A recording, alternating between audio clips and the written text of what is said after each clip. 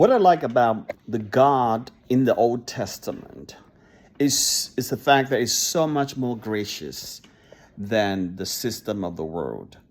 Even if you are not a Christian or a believer in Christ yet, or whatever the case may be, you can see there's a vast distinctive difference between the God in the Bible and the system of the world today.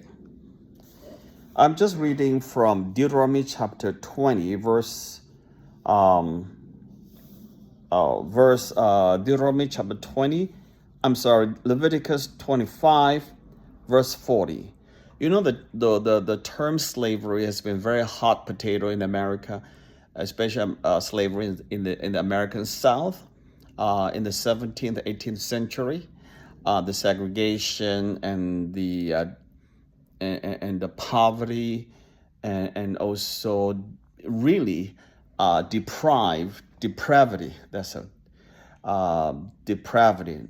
So in many sense of the word, it's as I was reading John Frame's book, Doctrines of Christian Life, there's really needed to be some sort of reparations as well.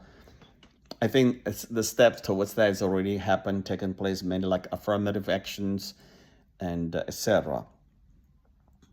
But people misunderstand that the Bible has slavery and justifies slavery in modern days. It's totally wrong. First, Exodus 12, verse 21, verse 2, the Hebrew slave shall serve 6 years, and the seventh he shall go free for nothing. All right? So, Leviticus 25, verse 40, the slave is to be treated according to Leviticus 25:40 as a hired servant, as a sojourner. Hired servant and sojourner. It's just passing through. So it's only 6 years. Seventh year, you must let him go. But what I really like, apart from the let him go, is in Deuteronomy chapter 15, verse 13 to 14. When that happens on the seventh year, the year of Jubilee, or the seventh year, when the slave is released, you shall not let him go empty-handed. You shall furnish him liberally out of your flock, out of your threshing floor, and out of your wine press.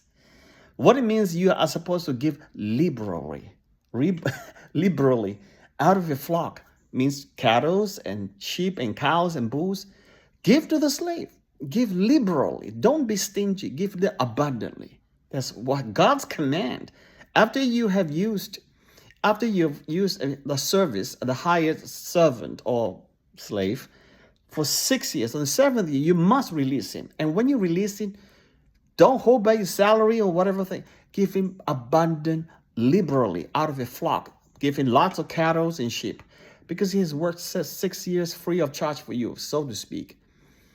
On seventh year, you give him lots of cattle and lots of sheep for him to have his own family and his livelihood. That's Old Testament slavery. Very, very different. And not only the cattle and cows, it also talks about giving liberally. What else? Out of your threshing floor. Threshing floor means grains and harvest. Liberal. Lots of it. Grains, wheat, rice, if there's rice. Everything. Just liberal. And out of wine press. Wine press means wine. Give them lots of wines. It's almost like you're giving the salary of 6 years. Of course, 6 years you pay for his lodging and food as well, right? On the seventh year, you go free. So what I'm trying to say is God has a heartbeat for humans. We are created in the image of God. God does not want humans to be subjugated or subservient to another human being for lifelong, because we all belong to God, not to humans. Okay? God is the ultimate owner and creator, and he's our king. And not only that, he becomes our lover, and through Jesus Christ. And it's an amazing story, another narrative. But it is really important to see the graceful heart of God. I'm just hit by the fact that God is not stingy. God's generous. First of all, the Hebrew becomes a slave or servant to another Hebrew family. It's because he's so poor. So basically, he sold himself as a service to earn money for himself, to have a livelihood, and looking forward to the freedom in seventh year, he can get lots of salary out and start his own family, his own life. See, this is God's way of looking at highest servant, not a slave. And he's got a big heart for that.